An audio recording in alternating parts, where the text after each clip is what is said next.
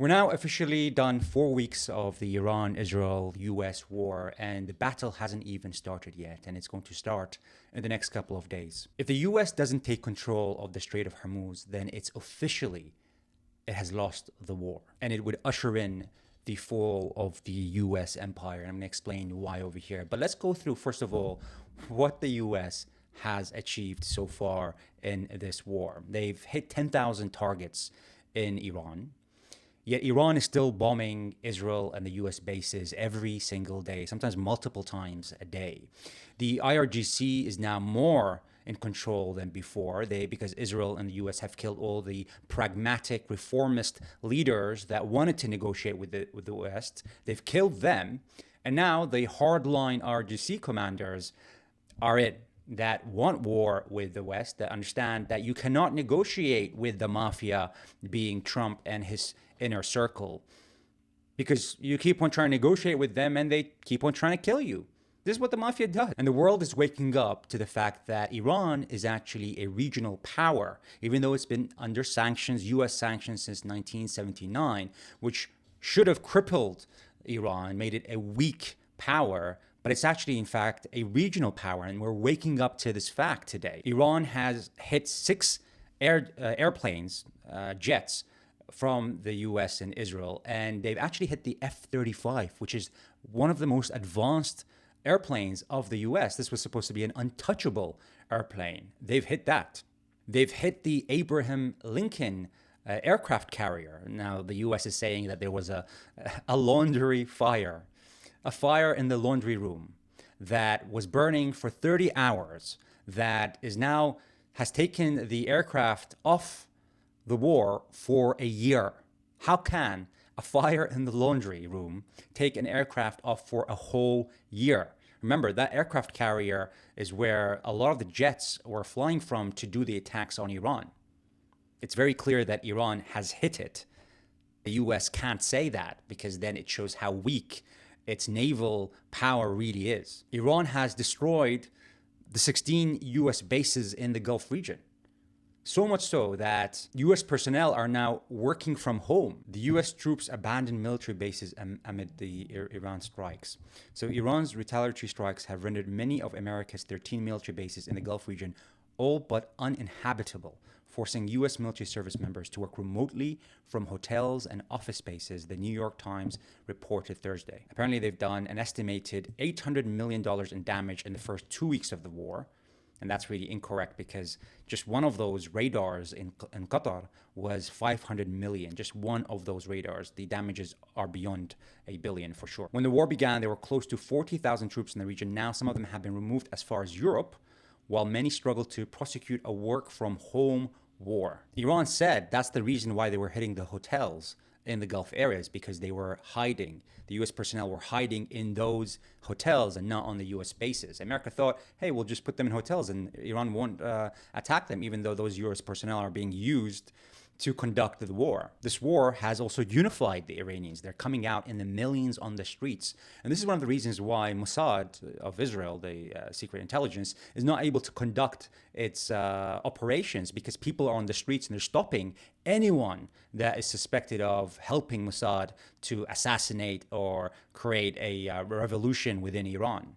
This war has also unsanctioned Iranian oil, which means that they don't have to now provide a discount to the oil that it produces. Remember, Iran is producing a lot of oil. This hasn't been damaged at all.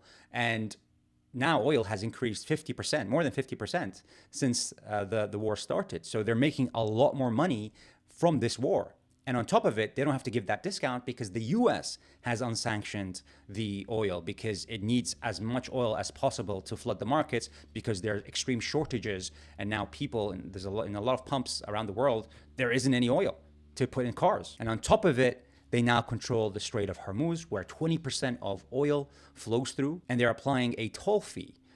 It's the same way like the Suez Canal, where Egypt applies the toll fee, where they want $2 million of every transit passing through the Strait of Hormuz, but paid in Chinese yuan or a cryptocurrency. Now, even if because Iran is saying basically that we're not going to give up the Strait of Hormuz, and we're always going to apply a fee, even if they apply a $100,000 fee paid in Chinese yuan. That's $13.8 million being generated a day, and in a year, that's $5 billion revenue for the Iranian government. So if you hear Trump say that this is a success, it is a success for the Iranians, that's for sure. So now I want to go into why if the US doesn't control the Strait of Hormuz, then it's clear that they have lost, even though it's already quite clear that they really misjudged this war and didn't prepare for it properly. The way that the US empire operates is by ensuring that the world transacts through the dollar. That's why the dollar is the reserve currency. It requires everyone, most people, to trade, especially the petrodollar from the Gulf states.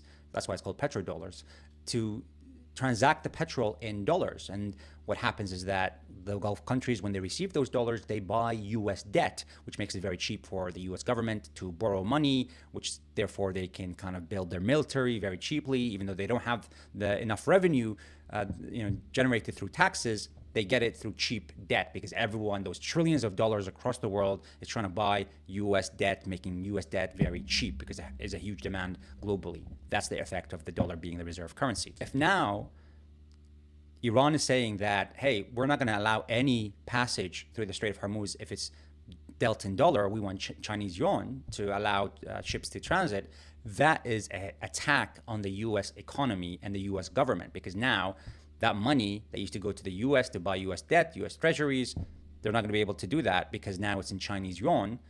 And so governments around the world are now going to hold more Chinese yuan than before and less US dollar than before. So that's a huge impact on the US economy and the US government. And so it results in a higher interest cost because there's less demand for the US treasury. So less people are buying US debt. So there's less demand, and to attract people, they're going to have to increase the interest paid on the U.S. debt, and that's going to increase the debt of the U.S. government, and it's unsustainable. But on top of it, it exposes the limits of the U.S. power. Now, everyone was being bullied by the U.S. because the U.S. is the superpower. It can dictate terms that are not beneficial for other parties because it can project power, whether that's through the Navy, its magnificent Navy, or through the Air Force. But now people are realizing that the US isn't as powerful as we imagined, because Iran, the country that has been under sanctions for 47 years, is destroying US assets. It's destroying the US Navy. It's shooting down US aircraft. This tells a lot of countries that the US can't actually defend them. And it seeks governments around the world to seek partnerships less with the US and more with regional powers such as China, such as Russia, and now such as Iran. You're seeing that already happen. Qatar and Oman have already said, we're not going to be part of this war. We're going to de-escalate. Iran's always going to be there. It's our neighbor. We need to make peace with Iran and kind of build a better relationship, as opposed to having a stronger relationship with the West, with the US. So that's already starting to happen. And remember, this is at a time where the US has attacked all its allies by applying tariffs on them. And now it's asking everyone, can you please help us open the Strait of Hormuz? We can't do it by ourselves. It's gone as far as asking Russia and China. China, it's pretty much enemy. Technically they are at war from an economic perspective, a technological perspective. They're just not in a kinetic war. It's asking China to help it open the Strait of Hormuz, even though Iran is allowing any ships that are going to China to pass. And in fact, it loves the idea of Iran imposing that those transits that are happening have to be denominated in Chinese yuan instead of the dollar. That strengthens the power of the yuan and kind of moves us closer to a multipolar world where we're not relying on the dollar as a reserve currency, which also reduces the ability of the US to impose sanctions because it has the kind of it controls the financial system, and with it, that comes the ability to deny people the ability to access the financial system, which it has done to Iran and Russia. So in a way, Iran's now applying sanctions on the US, which is insane. Who would have thought that, this would be the case, in 2026? But the problem is that Iran now dictates the terms. So any country in that region that wants to either import oil or export oil has to deal with Iran as the regional power instead of the US as the superpower. That is huge power to the Iranian government and to the Iranian people. Not just from hey, we're getting a toll fee and income from the transits, but anyone that is an enemy of Iran now cannot access the Strait of Hormuz and cannot pass their goods out. They have to make a deal. And you can see many countries lining up to have conversations with Iran about making a deal to ensure their goods pass through the Strait of Hormuz. They're not speaking to the Americans, they're speaking to the Iranians. The whole world was under this impression that the US is this military power that cannot be challenged. There was this image, and people relied on this image because no one challenged that image. But now, due to the actions of the US, that military power is being questioned, is being challenged. And even though, yes, the US is doing a lot of damage in Iran, if you can't control the Strait of Hormuz, it doesn't matter. And the problem is, there's nothing that they can do that would allow them to control the Strait of Hormuz, them being the US, because it doesn't require Iranian warships or Iranian airplanes to secure the Strait of Hormuz. The reason why Iran controls it is because if someone passes without the consent of the Iranians can just hit it with many missiles that it has, with many of the drones that it has. Even if you destroy the whole coastline of Iran, and it's a big coastline, we're going to show you right now, those missiles can be 50 kilometers away, 100 kilometers away, and they can still attack those ships. Those drones can be very far away, and they can still attack those ships.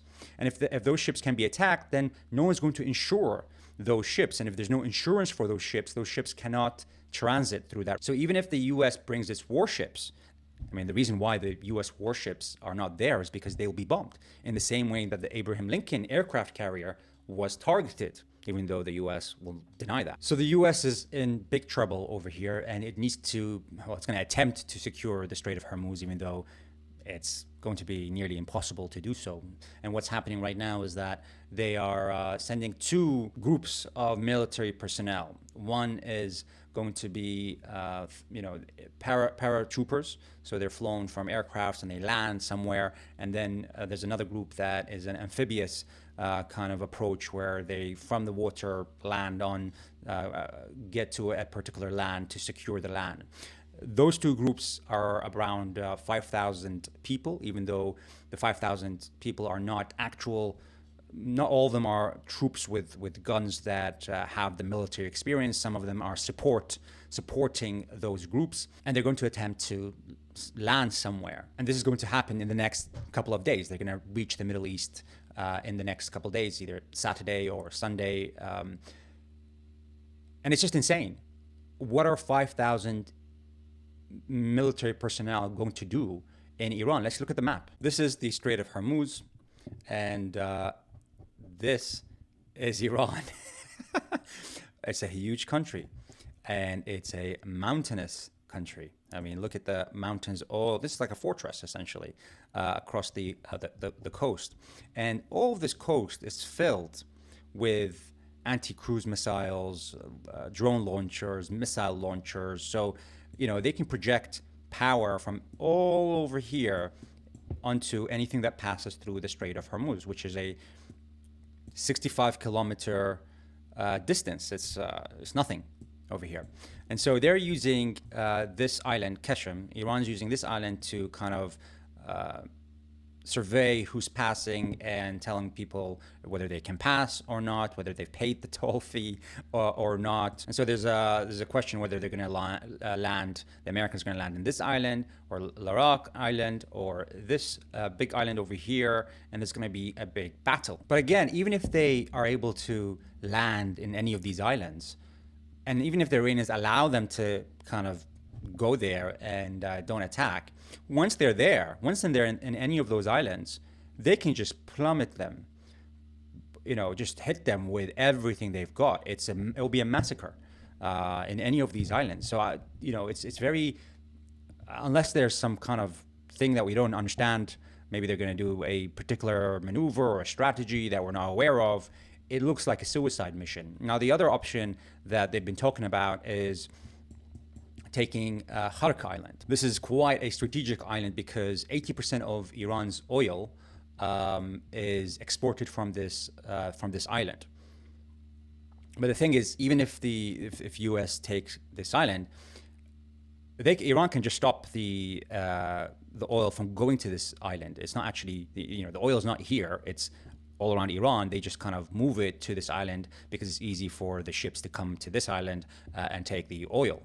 And so even if they take this island, they're not going to let, even if the Americans take this island, they're not going to let the Americans take over the export of their oil. They'd rather not export any oil than the Americans to take that oil. What's the point of exporting the oil if Americans are going to get the revenue from it? So they'll still attack this island. And there are other places where Iran can export its oil from. Yes, it will still be damaged because most of the oil comes from, is exported from this island. But this is a war, and Iran is understanding what it needs to do to ensure that the Americans don't take this oil. But the problem is that the Americans don't want to. If Americans kind of do anything that stops the export of Iran's oil, that will put even more pressure on the oil prices. That's one of the reasons why they've unsanctioned the oil, is to put less pressure, to ease the pressure on oil prices. So taking that island is going to do the opposite of what they want, the Americans, which is lower oil prices. And there's also talk that the UAE is going to participate in this take of certain islands, which would be an insane thing for the UAE to do. I mean, this is the UAE. It's a flat land. It can easily be attacked. And they're going against this monster over here of land. You got to make peace with Iran. Yes, Iran's attacking the U.S. assets in the Emirates, but Qatar faced the same thing, and they realized, hey, okay, you're attacking the U.S. assets. Do your thing. Don't attack our infrastructure. And we realized that you are the regional power, and we have to make peace with you. The UAE is built on the idea of safety and prosperity, and if that's gone, the whole economy crashes, and it's very easy for Iran to destroy the infrastructure of the UAE. Now, Iran has said that it has evidence that the US has been using the bases in the UAE to attack Iran. Some of the drones have come out of the UAE, and in fact, missiles have been shot from the UAE by the Americans into Iran. And it said to the UAE that if you continue doing this, we have been attacking the U.S. assets and some hotels, because some U.S. personnel were hiding in hotels, with some restraint. If you continue like this, we were going to remove all restraint. And that means, it's going to be a big struggle for people to live, expats, people who come from other places, to live in the UAE if it's not a safe place. So you have to make a peace. You have to make peace with Iran, because Iran's going to be there. You're not going to remove Iran from the map.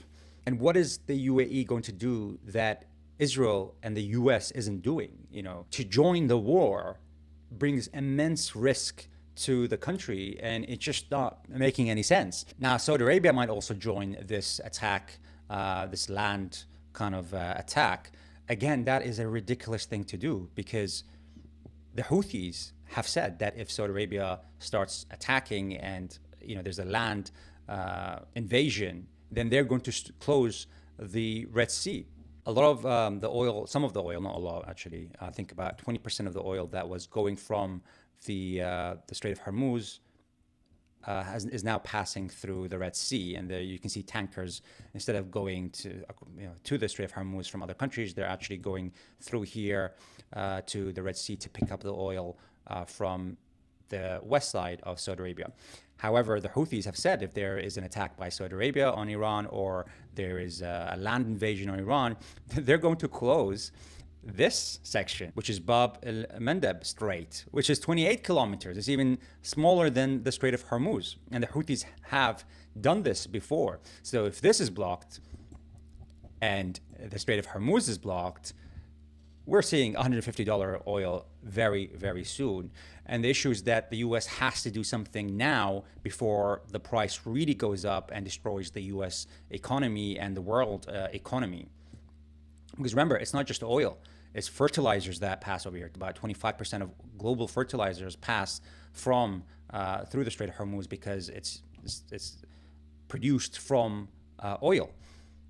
Helium is also, the Gulf areas are big producers of helium, which is required for AI chips, for all types of chips, and that's required in AI. So, that would destroy the AI economy, which the U.S. is heavily focused on. So even though the U.S. has a lot of oil, the oil prices still are going to be much higher in the U.S., and that's going to crash a big part of the economy. We need oil for everything.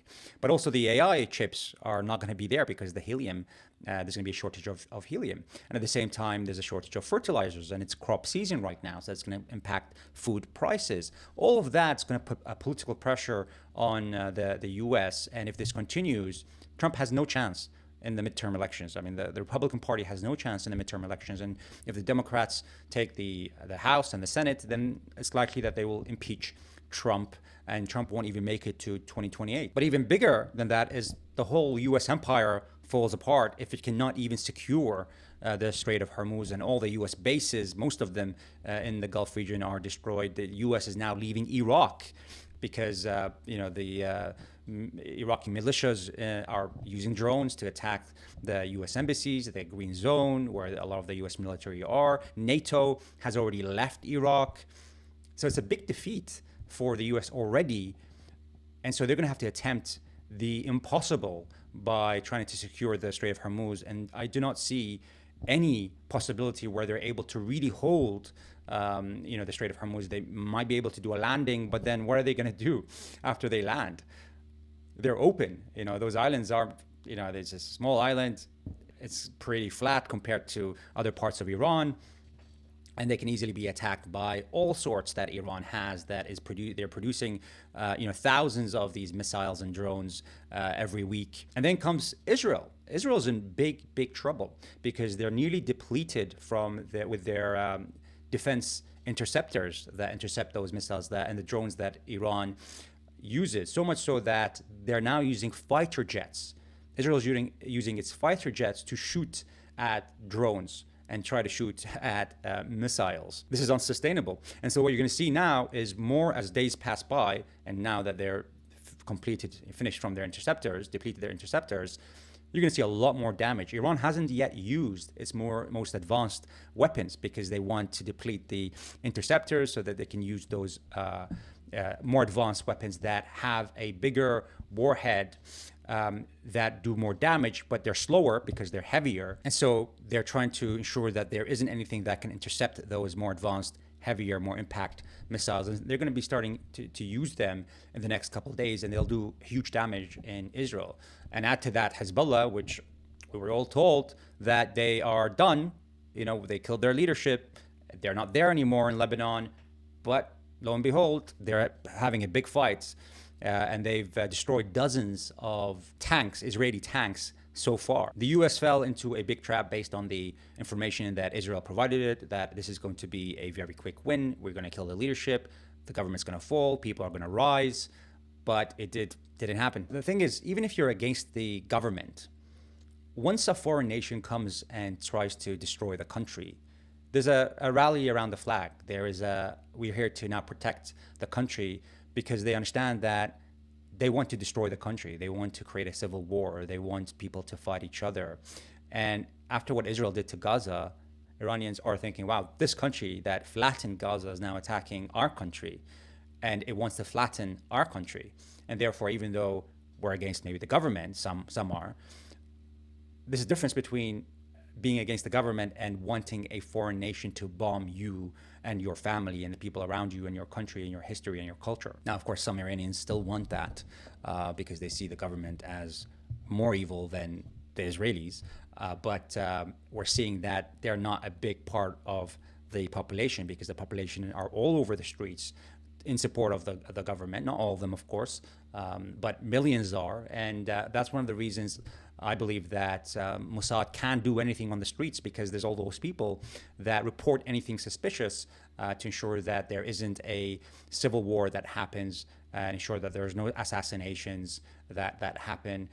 It's kind of unified a lot of people in Iran, which is, I think, something that the Israelis and the Americans didn't expect to happen. We'd love to know your thoughts about where this war is heading, and if the Americans have any chance with opening the Strait of Hormuz. If you did like this video, do hit the like and subscribe, and thank you very much.